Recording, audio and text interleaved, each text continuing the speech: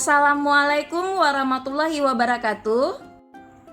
Salam guru penggerak, tergerak, bergerak, dan menggerakkan. Perkenalkan, saya Nur Fajar Amalia, calon guru penggerak Angkatan 8 dari SMK Negeri 1 Melabuh, Kabupaten Aceh Barat, Provinsi Aceh. Terima kasih saya ucapkan kepada Ibu Rizky Ramawati selaku fasilitator dan Ibu Mardawati selaku pengajar praktik. Saya akan memaparkan hasil tugas modul 1.1a.6 mengenai demonstrasi konseptual berdasarkan pemikiran filosofi Ki Hajar Dewantara. Pendidikan yang berpihak pada murid sesuai dengan konteks diri murid dan sosial budaya di daerah asal. Ki Hajar Dewantara berpendapat bahwa pendidikan adalah segala usaha dari orang tua terhadap anak-anaknya dengan maksud menyokong kemajuan hidupnya.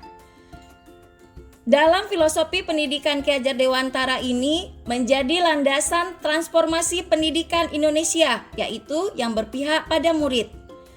Pendidikan harus bisa menuntun anak menemukan dirinya. Ki Hajar Dewantara juga menjelaskan mengenai tujuan pendidikan, yaitu menuntun segala kodrat yang ada pada anak-anak agar mereka dapat mencapai keselamatan dan kebahagiaan yang setinggi-tingginya, baik sebagai manusia maupun sebagai anggota masyarakat. Dari sini dapat kita pahami bahwa pendidikan hanya menuntun dan memperbaiki lakunya, bukan dasarnya, untuk menjadi manusia seutuhnya. Jadi, diibaratkan anak bukanlah sebagai kertas kosong yang bisa digambar sesuai dengan keinginan orang dewasa. Oleh karena itu, kita sebagai guru menjadi pamong memiliki peranan dalam menuntun murid. Adapun proses dalam menuntun murid diberikan kemerdekaannya dalam belajar, namun tetap diberikan arahan agar anak tidak kehilangan arah. Ki Hajar Dewantara juga menjelaskan bahwa pendidikan yang berpihak pada murid harus sesuai dengan kodrat alam dan kodrat zaman. Yang dimaksud dengan kodrat alam adalah pendidikan harus sesuai dengan lingkungan tempat tinggalnya dan kearifan lokal murid, sehingga murid dapat kenali, melestarikan, dan mengembangkan kebudayaannya.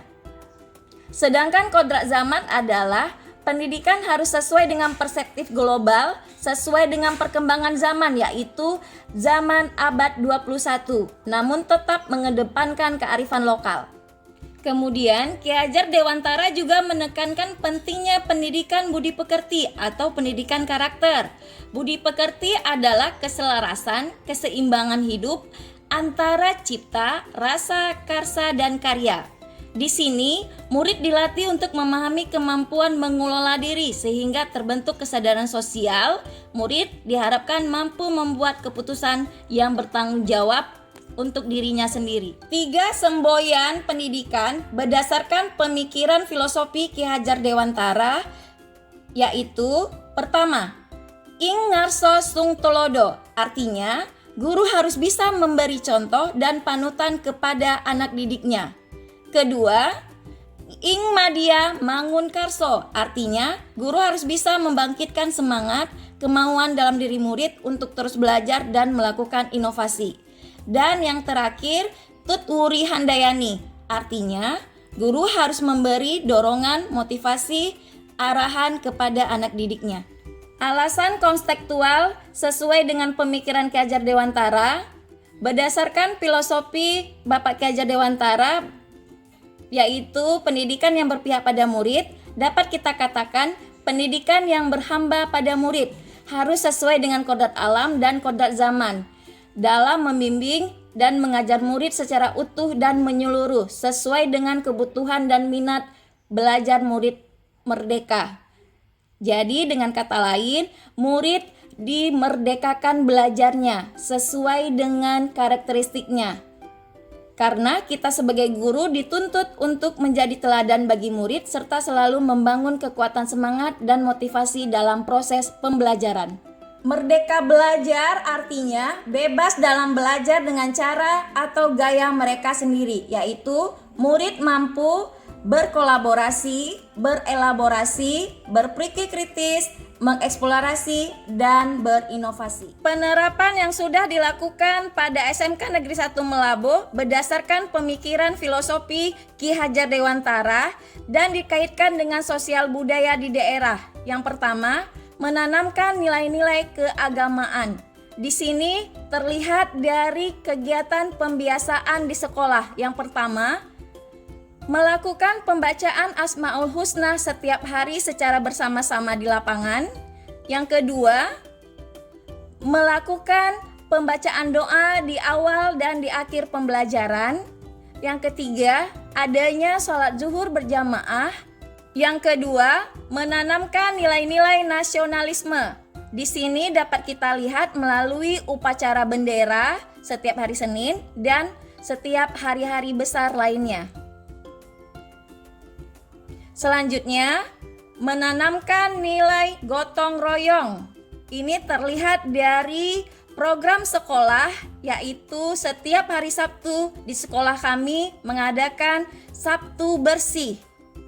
Dan untuk memperingati hari-hari besar dan lain juga menanamkan nilai budaya 5S, yaitu senyum, salam, sapa, sopan, dan santun pada murid dalam memulai seluruh aktivitas di sekolah. Selanjutnya, mengembangkan potensi pada murid, yaitu mengikut sertakan murid di ajang perlombaan yang diselenggarakan baik di luar sekolah maupun di dalam sekolah. Dan mengembangkan minat bakat murid melalui kegiatan ekstrakurikuler yang ada di sekolah kami. Dalam penerapan yang diberlakukan di sekolah terdapatnya tantangan. Yang pertama, kurangnya kemauan dan motivasi dari murid dalam menjalankan kegiatan yang sudah ditetapkan oleh sekolah. Yang kedua, kurangnya memiliki kesadaran dalam budaya 5S.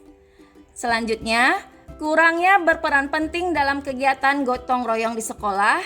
Dan yang terakhir, kemampuan guru yang masih belum menyeluruh dalam memahami pemikiran Ki Hajar Dewantara tersebut. Solusi yang diberikan adalah yang pertama, memberikan keteladanan yang dimulai dari diri sendiri.